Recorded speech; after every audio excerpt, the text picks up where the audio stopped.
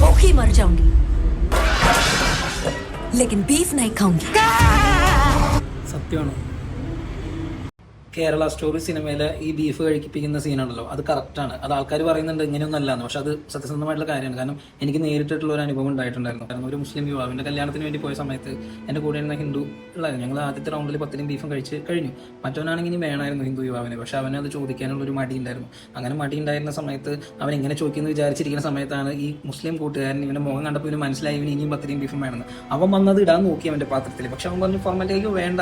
അപ്പോൾ ഇവനെ മനസ്സിലായി ഇവന് ഇത് കഴിക്കാൻ ആഗ്രഹമുണ്ട്. ഇവൻ ഇല്ല കഴിക്കുന്നത് നിർബന്ധിച്ചിടുന്നുണ്ട്. ഈ കല്യാണത്തിന് തന്നെ ഈ കേരള സ്റ്റോറി 2-ന്റെ റൈറ്റർ ഉണ്ടല്ലോ, ഈ റൈറ്റർ ഈ കല്യാണത്തിന് വന്നിട്ടുണ്ടായിരുന്നു. അപ്പൊ അവൻ നോക്കി നിൽക്കുമ്പോൾ കണ്ടത് എന്താണെന്ന് വെച്ച് കഴിഞ്ഞാൽ ഈ പാവപ്പെട്ട ഹിന്ദു യുവാവിന് മുസ്ലിം യുവാവ് ബീഫ് ഇട്ട് കൊടുക്കുന്നത് സത്യം പറഞ്ഞു കഴിഞ്ഞാൽ ഇവന് ആഗ്രഹം ഉണ്ടായിരുന്നു. ആ ആഗ്രഹത്തിന്റെ പുറത്ത് ഇട്ട് കൊടുത്ത. പക്ഷെ നമ്മൾ മലയാളികൾ കാണുമ്പോൾ അത് നമുക്ക് മനസ്സിലായി. പക്ഷെ ഇവൻ നോർത്ത് ഇന്ത്യൻ ആയതുകൊണ്ടാണോ എന്ന് അറിയില്ല, അവൻ ആ ആംഗിളിൽ നിന്ന് അവൻ അവിടെ കണ്ടപ്പോൾ മനസ്സിലായ രീതിയിലാണ് അവനൊക്കെ അത് എഴുതിയിരിക്കുന്നത്. സോ പറയരുത്, നിർബന്ധിച്ച് കഴിപ്പിക്കും. കറക്റ്റാണ് ആ സിനിമയിൽ പറഞ്ഞിരിക്കുന്ന കാര്യം. സോ ആരും അത് തെറ്റാണ്, കേരളത്തിൽ ഇങ്ങനെയൊന്നും അല്ല, അത് പറയരുത് ദയവ് ചെയ്ത്.